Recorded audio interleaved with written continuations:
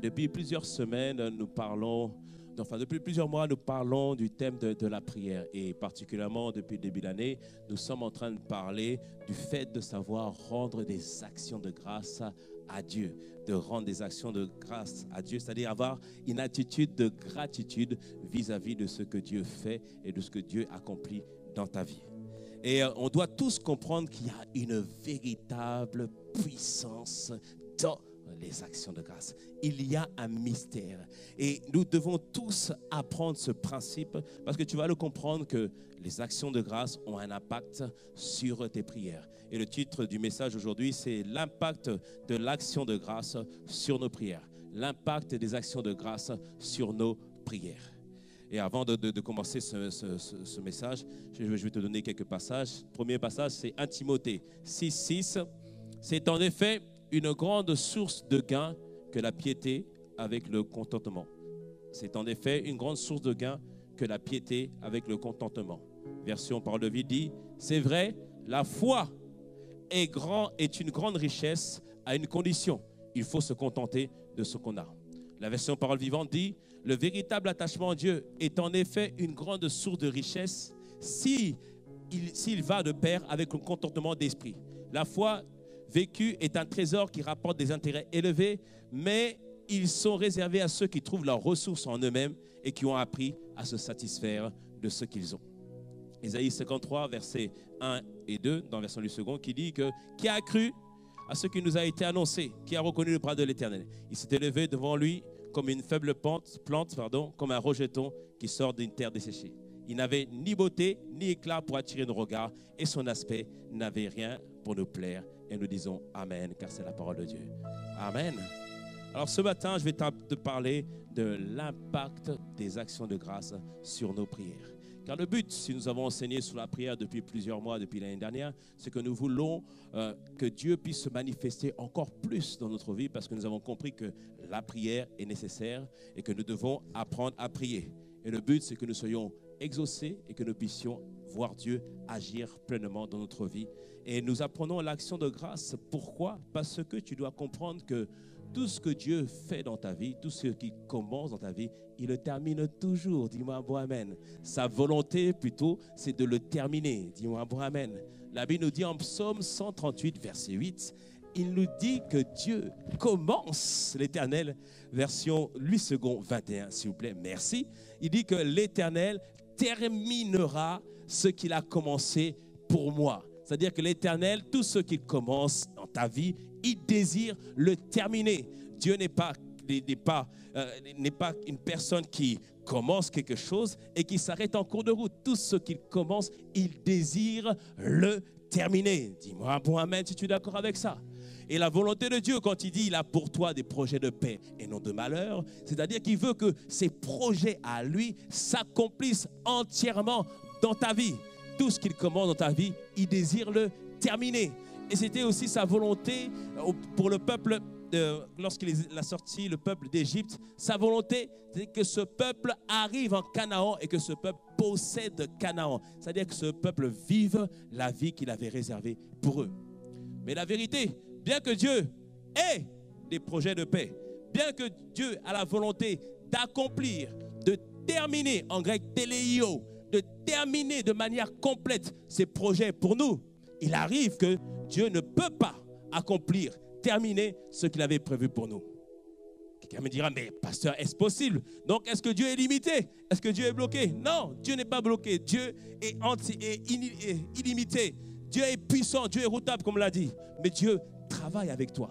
Dieu fait des choses avec toi. Est-ce que tu me suis? Et on voit le peuple hébreu lorsqu'il est sorti d'Égypte. Dieu, sa volonté, c'est qu'il puisse passer un temps dans le désert. Le désert, c'est le but, c'était de quoi? De rencontrer Dieu. Voir dans le désert que Dieu est celui qui est capable de donner à rafraîchir lorsque tu as soif. Il est capable de te donner à manger lorsque tu manques de quoi que ce soit. Le but du désert, c'était qu'ils apprennent à dépendre entièrement de Dieu. Mais le but de Dieu, c'était de les ramener jusqu'à Canaan. Canaan, c'était le projet parfait de Dieu. Mais il n'a pas pu le faire. Pourquoi? Parce que le peuple, à chaque fois, chaque circonstance, chaque problème, il murmurait. Ils ont soif. C'est normal, on est dans les déserts. Ils ont soif. Comme ils n'ont pas de quoi boire, ils vont se plaindre, ils murmurent contre Moïse, ils murmurent contre Dieu. Il dit, mais pourquoi tu nous as emmenés dans ce désert? Et Dieu donne de quoi ils puissent se rafraîchir. Mais ils ne rendent pas, ils ne disent pas merci, ils ne rendent pas grâce. Quelque temps après, ils ont faim. Dieu pourvoit par la manne. Et la manne, il dit, c'est quoi ça? La manne, c'est-à-dire, c'est quoi ça? On t'apporte quelque chose. Dieu a apporté de quoi manger. Je dis, mais c'est quoi cette affaire? Mais Dieu a pourvu, mais ils n'ont pas dit merci. Et après, quelques temps après, ils se sont encore plaints. Et à chaque fois, ils se plaignaient. Ils avaient même le désir de retourner en Égypte. Le peuple avait murmuré tout le temps contre Dieu, contre Moïse, sur ce que Dieu faisait. Et tu dois comprendre, mon frère, ma soeur, pour que Dieu puisse agir dans ta vie, tu dois bannir les murmures de ta vie. Dis-moi amen à ça. Tu dois bannir les murmures dans ta vie. Il dit en Philippiens 2,14, il dit que tout ce que nous puissions faire, que cela soit fait sans murmure. Tout ce que nous puissions faire, que cela soit fait sans murmure. Il dit, faites quoi? Faites quoi? Toutes choses sans murmure ni hésitation. C'est-à-dire que tout ce que tu fais, fais-le avec empressement. Bannis les murmures de ta vie. Bannis-les entièrement. Ce sont les murmures, le manque de reconnaissance qui a privé le peuple hébreu qui était sorti d'Égypte de vivre pleinement les plans et les projets de Dieu. C'est pourquoi depuis plusieurs semaines, on parle de l'action de grâce. En ce début d'année, en cette année de 2018, où Dieu veut faire des choses extraordinaires, nous faire vivre une année différente, tu dois vraiment dire que peu importe ce que je vivrai, je bannis les murmures de ma vie. Mais tu dois épouser les actions de grâce. Les actions de grâce, c'est quoi? C'est reconnaître, considérer, valoriser, apprécier les œuvres de Dieu. Considérer, valoriser, reconnaître et apprécier les œuvres de Dieu. Les œuvres de Dieu, c'est quoi? C'est ce que Dieu est, ce que Dieu fait, ce qu'il est en train de faire et ce qu'il va faire dans ta vie. Les œuvres de Dieu, c'est ce qu'il est, ce qu'il fait, ce qu'il est en train de faire et ce qu'il va faire dans ta vie. Et le frère Ramon vous a entretenu là-dessus. Il faut savoir rendre grâce même pour les petites choses. Aujourd'hui, nous sommes assis, c'est une grâce de l'Éternel. Tu as pu venir, c'est une grâce de l'Éternel. Nous sommes dans un pays où on peut adorer, exalter Dieu sans être persécuté. C'est une grâce de l'Éternel. Tu as pu travailler cette semaine, c'est une grâce de l'Éternel. Tu as pu résoudre des problèmes très compliqués par ta tête, ta sagesse ou ton intelligence. C'est une grâce de l'Éternel. Dis-moi un amen. Ah oui. Tout n'est que grâce. Et il faut savoir apprécier les bontés et les bienfaits de l'Éternel. Tu ne dois jamais oublier les bienfaits de l'Éternel. 1 Thessaloniciens 5, 18, il dit « Rendez grâce en toutes choses. C'est à votre égard la volonté de Dieu en Jésus-Christ. » La volonté de Dieu, c'est que nous puissions être reconnaissants. Philippiens 5, 20 il nous dit ici aussi « Rendez », Philippiens 5, 20, il nous dit « Rendez », mettez-le s'il vous plaît, Philippiens 5, 20.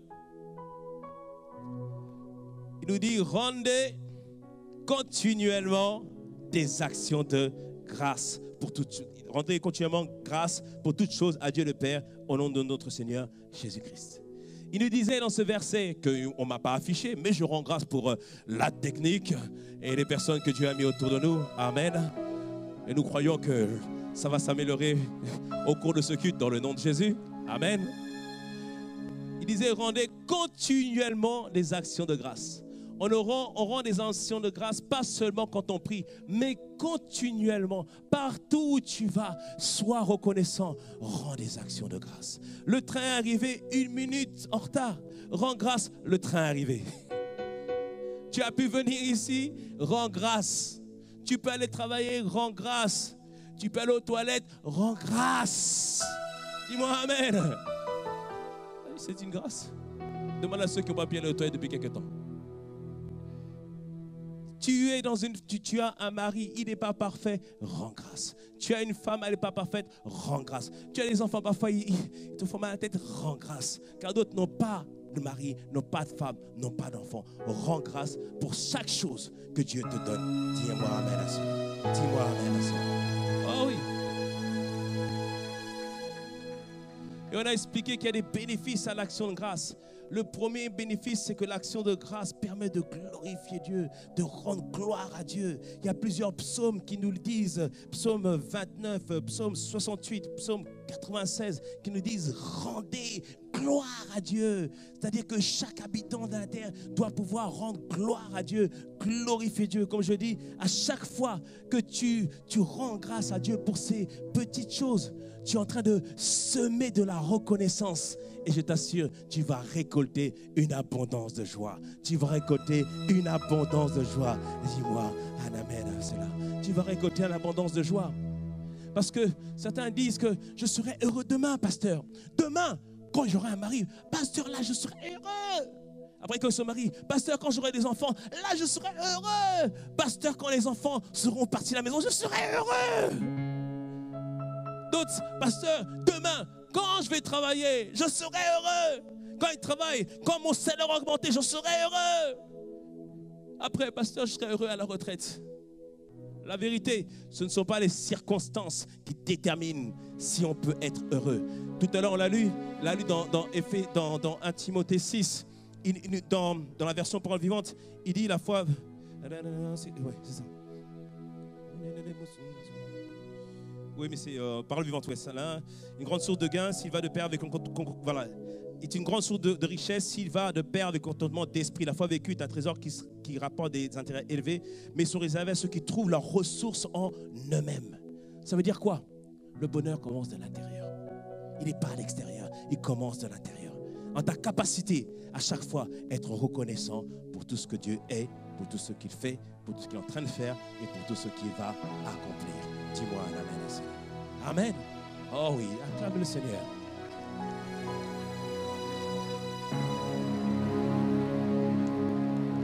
Un des autres bénéfices de l'action de grâce, nous avons dit que l'action de grâce précède l'intervention surnaturelle de Dieu. L'intervention surnaturelle de Dieu.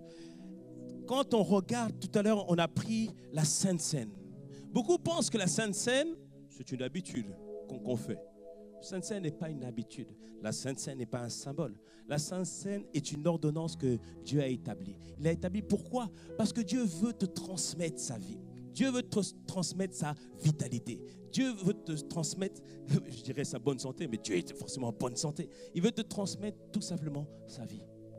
Quand tu prends la Sainte Seine, par cet acte, tu fais en sorte que la vie qui est en Dieu puisse venir en toi. Jésus nous disait en Jean 6, il nous dit que celui qui mange qui mange ma chair et mon sang, il reçoit la vie de Dieu en lui-même. C'est-à-dire que quand je prends la Sainte Seine, la vie de Dieu vient en moi.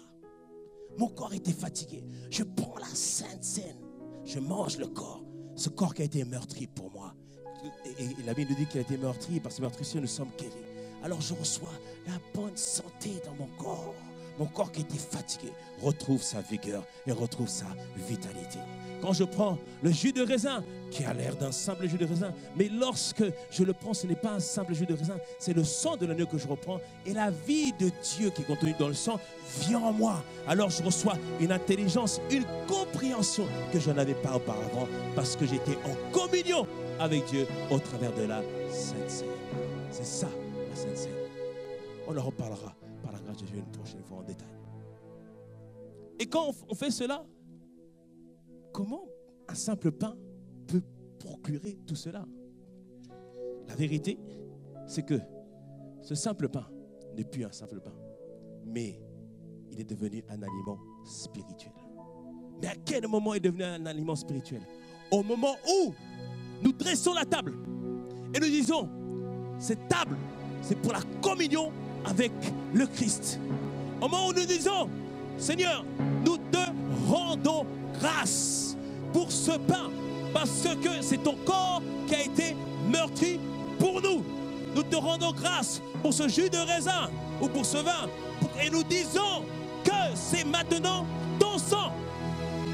Et quand on fait cela, c'est un mystère. Il y a un changement spirituel qui se fait. Un changement spirituel qui se fait. Ce n'est plus le pain qui sort de la boulangerie, ça devient le corps de Christ. Ce n'est plus le jus de raisin qui sort du supermarché, ça devient maintenant le sang de l'agneau. Et lorsque je le prends, toujours en rendant grâce, parce qu'on peut prier, mais si toi, tu ne rends pas grâce, si tu ne reconnais pas que c'est le corps et le sang de Jésus, ça ne fait rien.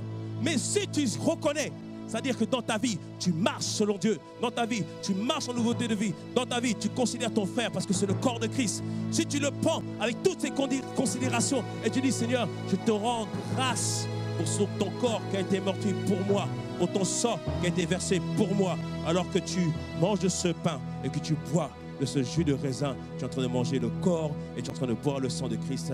Alors la vitalité de Christ sera ton partage, la force de Christ est ton partage, et alors tu reçois son intelligence, sa compréhension. En gros, tu reçois la vie de Dieu entièrement à toi. Dis-moi Amen. Dis-moi Amen. Tout ça pourquoi? Parce qu'on a rendu Amen. L'action de grâce précède l'intervention surnaturelle de Dieu. Quelqu'un me dit, mais pasteur, c'est vrai tout ça, mais comment on fait pour toujours être toujours disposé à rendre grâce à Dieu? Tout dépend de la perspective dont tu vois les choses. Parfois, il y a des situations mortes dans notre vie. Et la fois passée, vraiment, on vous a parlé de Jésus qui était devant le tombeau de Lazare. Lazare qui était mort. Mais pourtant, quand tu regardes Jésus, du début à la fin, il est cool. Parfois, quand il y a des situations compliquées, le cœur palpite, on parle, on dit des choses qu'il ne faut pas dire, on est anxieux, mais il est cool. Jésus, Lazare ne va pas bien. Il est cool. 3 jours ont passé. Jésus, Lazare, ça ne va pas. Il est cool. Après, il dit, bon les gars, allons réveiller Lazare. Les gens disent, donc Lazare dort. Ah non, Lazare est mort. Il dit, Lazare est mort, allons-y. Mais quand il arrive, il est cool. Marthe arrive, hey, Jésus, ouais, tu étais où? Tu étais là, mon frère a été sauvé, Jésus. Il est cool. Il dit, hey, ne t'ai-je pas dit? Une fois, tu verras la gloire de Dieu. Il est cool. Marie arrive, mais Jésus, tu étais où? Marie, il est où? Le gars est cool. Elle arrive tranquille devant le tombeau. Il est cool, il est tranquille. Il dit, Père, je te rends grâce de ce que tu m'exauces toujours. Je te rends grâce de ce que tu m'exauces toujours. Oh. Jésus, c'est quoi le secret? C'est quoi le secret? Dis-moi, c'est quoi le secret?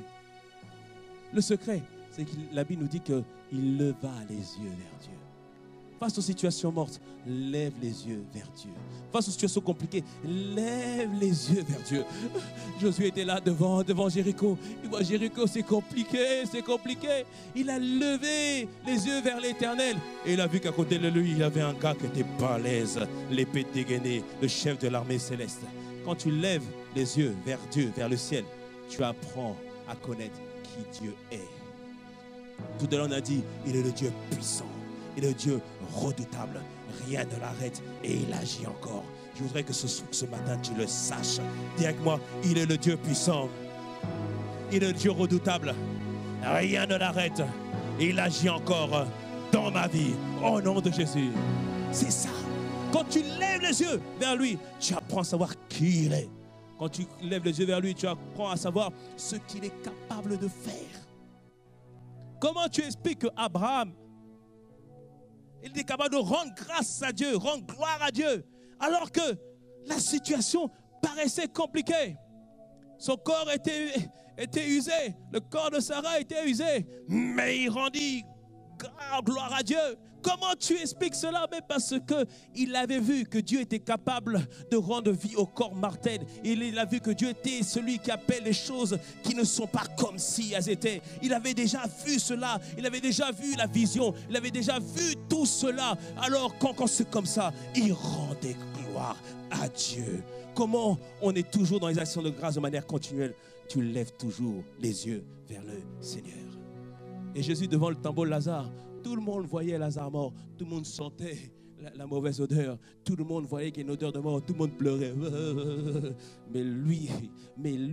D'ailleurs, la Bible dit que Jésus pleura. Le verset le plus court de la Bible. Il ne pleura pas parce que Lazare était mort. Il pleura parce que tout le monde était incrédule. Mais parce que lui, il avait une autre vision. Il avait vu Dieu faire. Il avait vu Dieu ressusciter Lazare. Oh, encore plus. Il avait vu Dieu ranimer le corps de Lazare, le cœur rebattre, les membres commencer à se bouger. Et il avait vu déjà tout cela.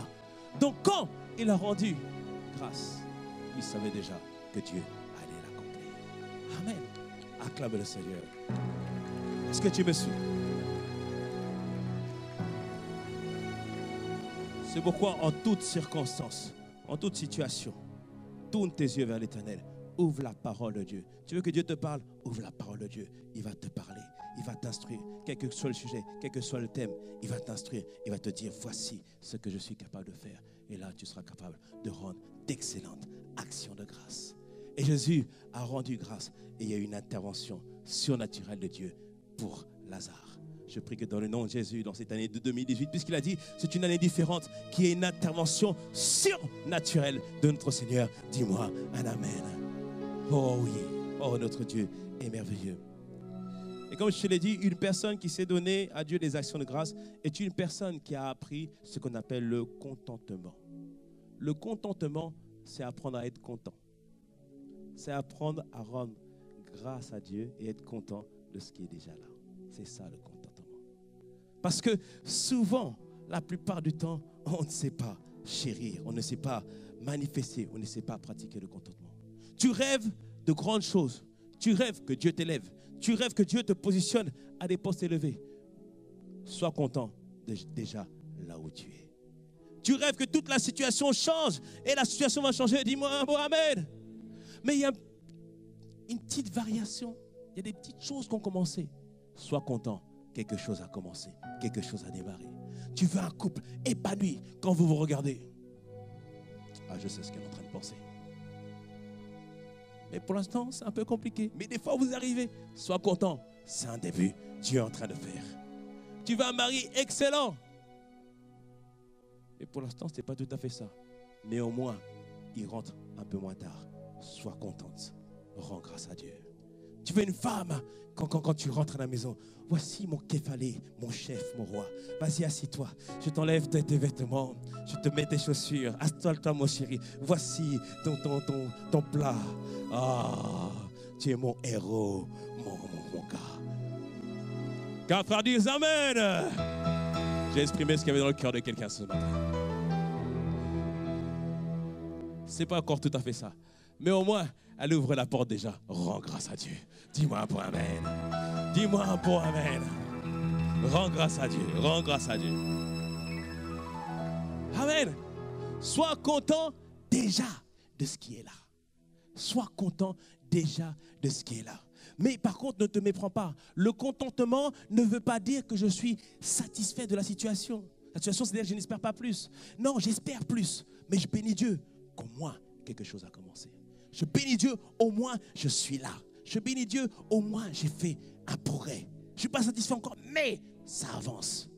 Le contentement, ce n'est pas une attitude religieuse qui dit au ciel, ça ira mieux.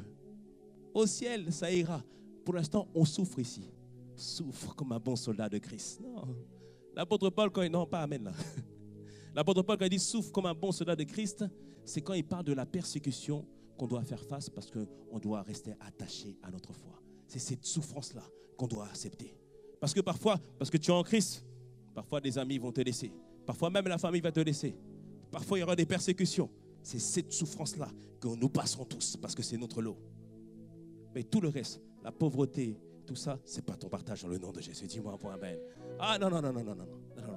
Et la souffrance, le contentement, pardon, ce n'est pas aussi accepter le fatalisme. Dans le sens que je ne peux rien changer, je ne peux rien faire. Sache qu'aujourd'hui, avec Dieu, tu peux prendre une décision qui changera toute ta vie. Avec Dieu, tu peux poser des actes qui vont changer toute ta destinée. Aujourd'hui, tout peut changer. Dis-moi un amen à cela. Amen. Non, le contentement, ce n'est pas aussi le report du bonheur. Comme j'ai dit tout à l'heure, le bonheur ne dépend pas des circonstances. Qui veut être heureux? Qui veut être heureux? Tous, nous voulons être heureux. Tous. Je te dis que ton bonheur commence là, maintenant, à cet instant. Amen. La Bible nous dit que le bonheur et la grâce t'accompagneront tous les jours de ta vie. Ça commence maintenant. Je te dis, ça ne dépend pas des circonstances, mais c'est l'intérieur. L'intérieur. Comprendre que nous devons rentrer dans une attitude de gratitude et d'action de grâce vis-à-vis de tout ce que Dieu fait. Est-ce que tu me suis ce matin? Est-ce que tu me suis? Et la Bible nous dit que le contentement procure est vraiment une source de gain.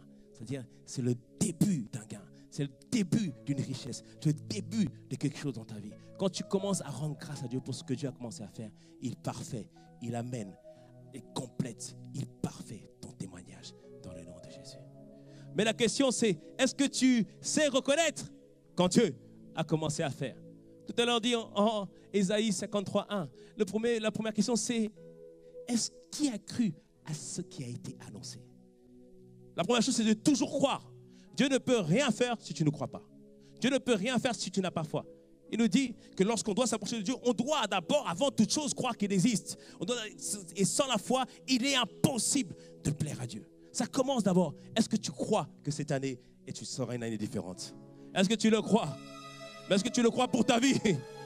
Mais est-ce que tu crois que cette année, ce sera une année différente, mais une bonne année? C'est ça. On veut une bonne année. Dis-moi un bon amen. Ça commence par là. Il dit, qui a cru à ce qui a été annoncé? Et ce verset d'Ésaïe 53 parlait de la venue de Jésus. Parce qu'il fallait d'abord croire que Jésus, le Messie, allait venir. Et la deuxième question, c'est qui a reconnu le bras de l'Éternel? Il s'est élevé comme une faible plante. Parce que quand Jésus est venu, le Messie, imagine-toi, on t'annonce que le Messie va venir, que sur lui sera la domination. Il s'appelle prince de paix. Il sera Père éternel. Imagine-toi, on te dit comme ça. Il s'appelait Emmanuel, Dieu avec nous. Imagine qu'on te dit ça. Mais quand tu l'imagines, tu as l'impression que Dieu est dans la place. Dieu est arrivé. Dieu est arrivé. Mais tu as l'impression qu'il va venir avec fracas. Non. Quand Jésus est venu, un simple enfant, sans force, sans capacité, à tel point que ce devait être ses parents qui devaient le protéger. Il s'est élevé comme une faible plante. Et parfois, souvent, ce que Dieu fait dans notre vie, ça commence comme une faible plante. Mais il dit, qui a reconnu le bras de l'Éternel? Qui a reconnu le bras de l'Éternel? La Bible nous parle, tout à l'heure je t'ai dit, que Dieu avait des plans et des projets pour le peuple hébreu qui était en Égypte. Il avait dit à Abraham, sache que ta postérité sera esclave pendant 400 années en esclave et après ils sortiront. Dieu avait établi cela dans son calendrier divin. Donc on s'attend que lorsque Dieu dit c'est 400 années, ça va être 400 années ou un peu 401 ou 400 et quelques mois. Mais la Bible nous dit en Exode 12 au verset 21, il me semble que verset 41, pardon, Exode 12 verset 41, il dit que c'est au bout de 430 années que le peuple est sorti enfin d'Égypte. Mais qu'est-ce qui a causé un délai de 30 ans? 30 ans, c'est pas rien quand même. Un délai de 30 ans. Et quand on regarde Étienne dans le livre d'Actes, à partir de Acte 7, à partir du verset 22, Étienne qui raconte l'histoire biblique de ce qui s'est passé en Égypte. Et Étienne raconte au verset 22 que Moïse fut instruit de la sagesse des Égyptiens. C'est-à-dire qu'il a été élevé par les Égyptiens. Il était puissant en parole et en œuvre. Et il nous dit qu'il avait 40 ans lorsqu'il vint dans le cœur, lorsqu'il lui vint dans le cœur de visiter ses frères, les fils d'Israël. C'est-à-dire qu'au bout d'un moment, Moïse qui évoluait, il est venu dans son cœur de dire, hey, j'ai une destinée, j'ai un appel, j'ai quelque chose à faire. Il a dit non, il faut qu'une situation change. Des fois, il y a des choses qui montent en nous, dans notre cœur comme ça. C'est l'appel de Dieu pour ta vie. C'est l'appel de Dieu pour ta vie. Il était là en train de marcher, à vivre comme il veut. La Bible nous dit qu'il a renoncé. Il a décidé, je laisse tomber tout ça. Je laisse tomber les privilèges d'être, parce qu'il il a été adopté par la fille de Pharaon. Il dit, je laisse tomber tous ces privilèges pour répondre à l'appel de Dieu. C'est monté dans son cœur. Mais comment c'est monté dans son cœur? C'est monté dans son cœur comment? Parce que le peuple a prié, à crier à Dieu pour dire, Seigneur, envoie un libérateur. Seigneur, envoie quelqu'un pour que ta promesse et ta prophétie s'accomplissent. Sache que si aujourd'hui tu es là, c'est parce que quelqu'un a prié pour toi. Si quelqu'un t'a parlé de Jésus, c'est parce que quelqu'un a prié pour que cette personne te parle de Jésus. Parce que le peuple a prié, le peuple a demandé, Dieu a envoyé un libérateur. Et tu connais l'histoire. Moïse, ça dans le cœur, dit non, je vais sauver le peuple d'Israël. Et il voit un Égyptien en train d'oppresser un Israélite. Il dit, attends mon gars,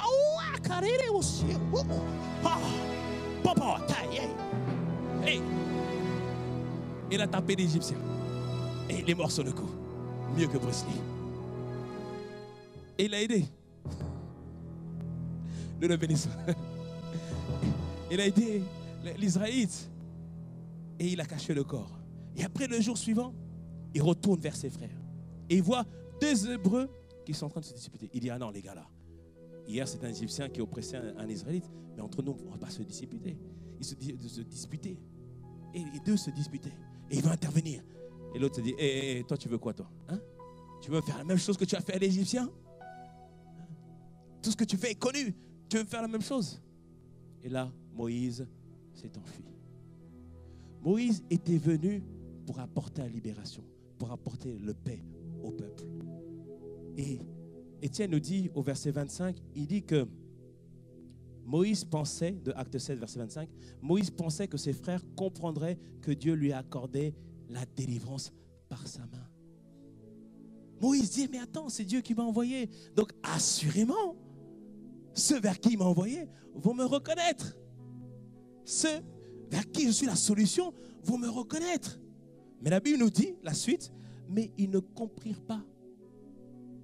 Le peuple n'a pas saisi que celui qui venait était leur libérateur. Combien de fois on a prié, Dieu a apporté sa réponse, on n'a pas vu. Combien de fois on a demandé, on a crié à Dieu, la réponse est venue, mais est-ce qu'on a su reconnaître le bras de l'Éternel? Et eux, Dieu vient vers eux, Moïse vient vers eux, ils ne reconnaissent pas Moïse. Mais pourquoi ils ne reconnaissent pas Moïse? Parce que Moïse avait l'aspect d'un Égyptien. Imagine-toi, oppressé pendant presque 400 années, 390. Un Égyptien vient, l'oppresseur vient. L'oppresseur te dit, je viens pour le libérer. L'oppresseur dit, je viens pour que la servitude soit terminée. Tout le monde le fait. Non, tous on va dire, non, je n'y crois pas. Moïse n'avait pas l'aspect d'un libérateur. N'avait pas l'aspect de l'image qui s'était formée d'un libérateur. Et parfois, on prie Dieu, on demande à Dieu, mais la réponse qu'il nous apporte n'a pas la forme que nous pensons que ça devrait être. Est-ce que tu me suis? Eux, ils attendaient un libérateur qui leur ressemblait, mais là, c'était une personne qui n'avait rien à voir. Et pourquoi il y a eu un délai? Parce qu'ils n'ont pas compris, ils ont négligé. Alors que s'ils avaient dit, Seigneur, merci, parce que tu as envoyé quelqu'un, peut-être qu'il n'est pas comme nous, mais au moins, il s'intéresse à notre cause. Mais au moins, il prend plaisir à vouloir nous défendre. Et là, il y aurait eu la libération 10 ans avant le terme. Est-ce que tu me suis? Est-ce que tu me suis? Cela veut dire que dans ta vie, cette année, ne néglige personne. Ne néglige personne. Sois content quand quelqu'un te tend la main. Sois content quand quelqu'un veut parler avec toi. Sois content quand quelqu'un veut prendre le temps avec toi. Peut-être que c'est la réponse de Dieu. Est-ce que tu me suis? Amen. Il a dit, qui a reconnu le bras de l'Éternel? Lorsqu'on apprend le contentement, on apprend à apprécier chaque chose qui vient dans notre vie. Comme je l'ai dit, Jésus s'est élevé comme une faible plante. Son père était à Nazareth. Et lorsqu'il est venu à cette ville de Nazareth, il voulait faire du bien à Nazareth. Mais à cause de la familiarité entre les habitants de Nazareth et Jésus, il dit, mais lui, le petit là, c'est le fils de Joseph, on le connaît. On connaît ses sœurs, non? On connaît ses frères, non? On l'a vu grandir, on l'a vu à la maternelle, on l'a vu telle chose. On l'a vu, on le connaît. Est-ce que lui, il peut être le Messie? À cause de la familiarité, ils n'ont pas reconnu le Messie. À cause de la famille, ils n'ont pas reconnu le Messie. Et à cause aussi des préjugés. Est-ce que le fils d'un charpentier peut être le Messie? C'est pourquoi, cette année, ne néglige personne. Tu vois ton voisin, ta voisine, il y a une solution de Dieu en lui. Et il y a peut-être une solution de Dieu pour ta vie en lui. Amen. Car l'Éternel est celui qui pourvoit. Avant même que tu demandes, Dieu sait déjà ce que tu as besoin. La vérité ici, si tu cherches un emploi, il y a un chef d'entreprise qui est déjà ici. Si tu cherches un mari,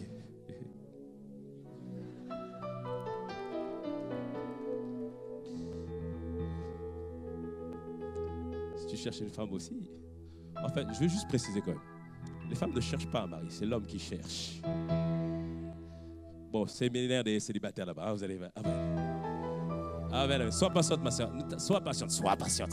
Rends grâce à Dieu. Sois contente de ce célibat. Ça te permet de louer, d'adorer, d'exalter Dieu. De te faire des beaux maquillages pour Dieu. Des belles coiffes pour Dieu. Des belles robes pour Dieu. Dis-moi bon amen. Acclame le Seigneur.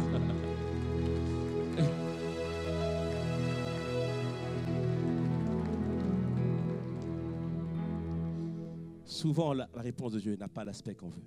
Mais aussi, souvent, la réponse de Dieu paraît si anodin, si petit, qu'on n'a pas l'impression que c'est la réponse de Dieu. On voit Jésus face à une situation. Il faut nourrir la foule. Jésus dit, est-ce que vous pouvez nourrir la foule aux disciples? Et s'ils me disent, mais Jésus, on ne peut pas. Il dit, mais qu'est-ce que vous avez? Il dit, bah, nous, on a juste 5 pains et 2 poissons. Tu sais, Jésus, c'est pas grand-chose. Et Jésus a pu dire, effectivement, c'est pas grand-chose. C'est pas ce qu'a dit Jésus. Jésus a pris ces 5 pains, ces 2 poissons, il a rendu grâce et il y a eu la multiplication. Amen. Parfois, on a l'impression que c'est petit. Mais il dit non, ne néglige pas, même les petits commencements. Même les petits commencements. Comme je dis, s'il y a un changement de caractère dans ton mari, rends grâce à Dieu. Un changement de caractère dans ta femme, rends grâce à Dieu. Un changement de caractère dans ta famille, rends grâce à Dieu. Regarde ta famille hier, il te disait, mais tu es dans un endroit bizarre. Bizarre. Maintenant, il dit, c'est une église. C'est un changement, on dit, rends grâce à Dieu. Il dit, amen. Et ils te disent, bon, ok, on va manger. Prie. C'est un changement. Avant, ils ne voulaient pas la prière. Maintenant, ils veulent la prière. Demain, ils te diront, est-ce qu'on peut aller voir l'endroit où tu pries? Tu dis, oui, venez avec moi, venez avec moi, venez avec moi. Amen. C'est-à-dire, ne néglige pas les petits commencements. Zacharie 4:10 nous dit en version anglaise, do not despise the small beginnings, for the Lord rejoices to see the world begin. C'est-à-dire, ne négligez pas les petits commencements parce que Dieu prend plaisir lorsqu'on commence l'œuvre, lorsqu'on reconnaît que l'œuvre a commencé, lorsqu'on reconnaît que quelque chose est en train de se faire. Ne néglige jamais les petits commencements. En 1 Roi 18, la Bible nous parle de Élie. Élie avait arrêté la pluie pendant 3 ans. Et maintenant, il priait pour que la pluie revienne. Il avait dit que la pluie allait revenir. Et la Bible nous dit qu'il a prié par 7 fois. Et par 7 fois, il a envoyé son serviteur. Regardez, est-ce qu'il y a quelque chose qui arrive? Est-ce que la pluie arrive? Son serviteur, par 6 fois, il est revenu, il dit, il n'y a rien. Et Élie a continué à prier. Cela te montre que, quel que soit le sujet de prière pour lequel tu pries, ne prie pas qu'une seule fois.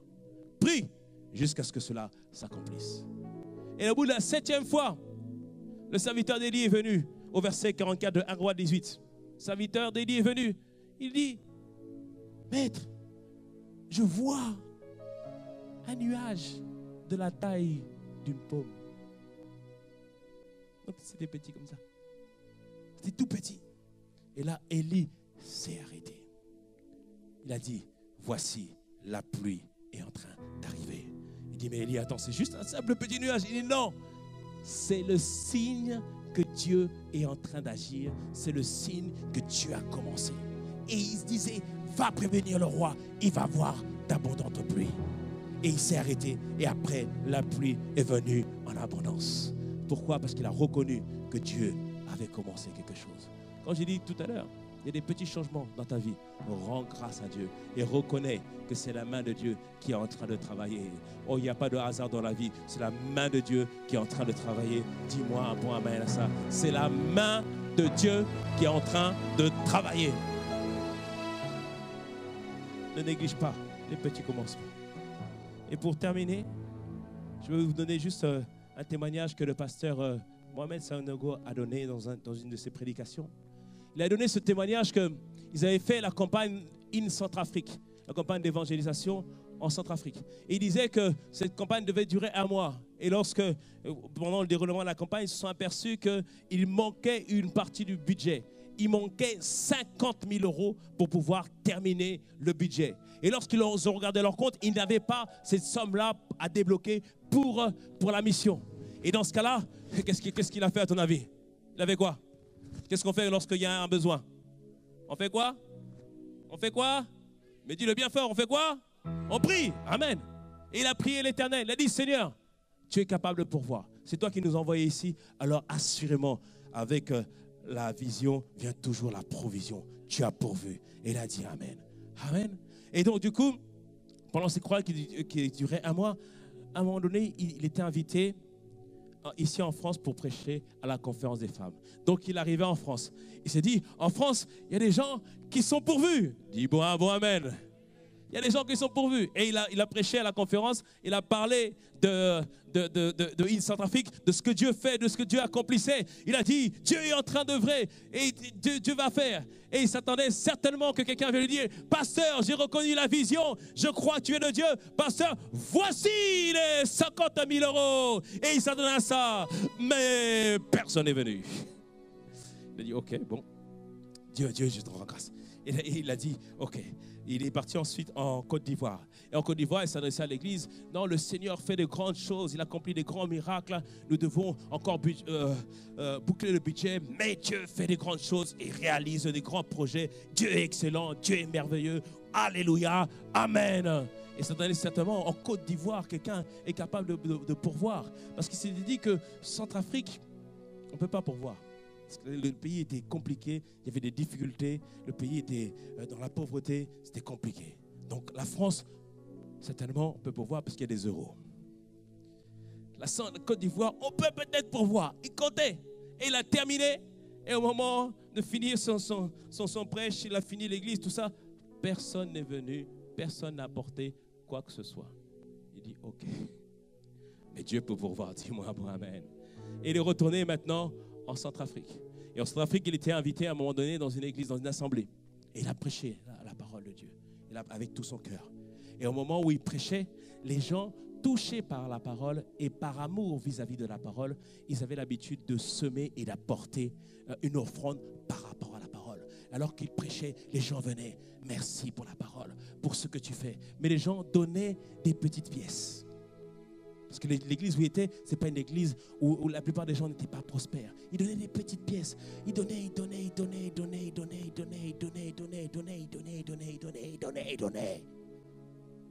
Et une fois que c'est terminé, le pasteur résident a réuni toutes ces pièces, les a mis dans un sac.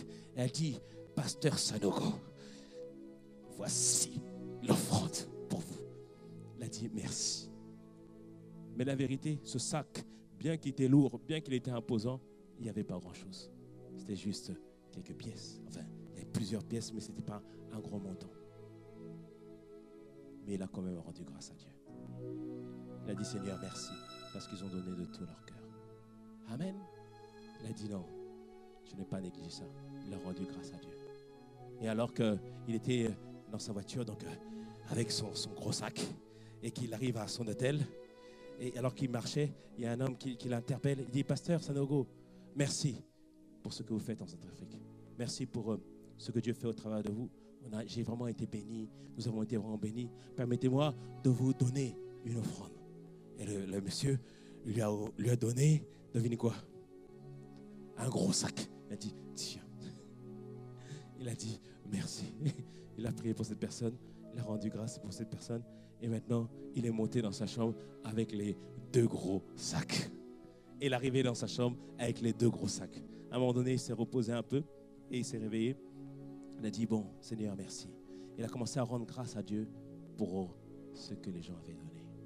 Amen. Il a rendu grâce à Dieu pour ce que les gens avaient donné. Il a dit, Seigneur, merci. Parce que toutes ces personnes ont donné de tout leur cœur. Peu importe le montant, ils ont donné de tout leur cœur. Donc il y avait le sac de pièces. Et maintenant il y avait le deuxième gros sac qu'on lui avait donné. Donc il a commencé à ouvrir le gros sac. Et dès qu'il a commencé à ouvrir, il a cherché à voir s'il y avait des pièces. Il n'y avait pas de pièces. Il ouvre, il voit, il tombe. Premier billet qui tombe, c'est un billet de $100. Et après il regarde, il voit des liasses de billets de $100. Et après il regarde, il observe, il compte. En tout, il avait eu $100 000. $100 000.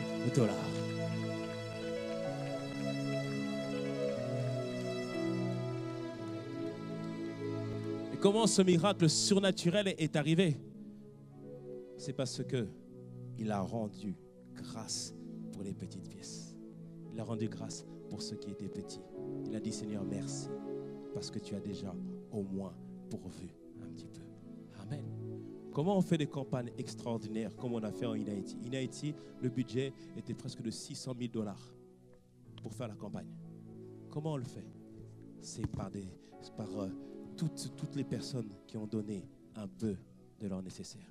C'est ça qui s'accomplit. Ne pense pas que si tu as donné peu, ou peu importe le montant que tu as donné pour les campagnes d'évangélisation, sache que ça a contribué et sache que Dieu a pris plaisir. Dis-moi amen, bon amen à ça. Amen. Ce que je suis en train de dire ce matin, Dieu entend tes prières. Dieu répond à tes prières. Maintenant, ouvre les yeux. Reconnais le bras de l'Éternel. Ne fais pas attention au package, comment la chose arrive, comment la chose est amenée. Dieu est en train d'apporter sa réponse. Ne fais pas attention à la taille de ce que Dieu est en train de faire. Dieu est en œuvre. Ce que nous avons appris ces derniers temps, c'est vraiment rendre grâce à Dieu pour les petits changements.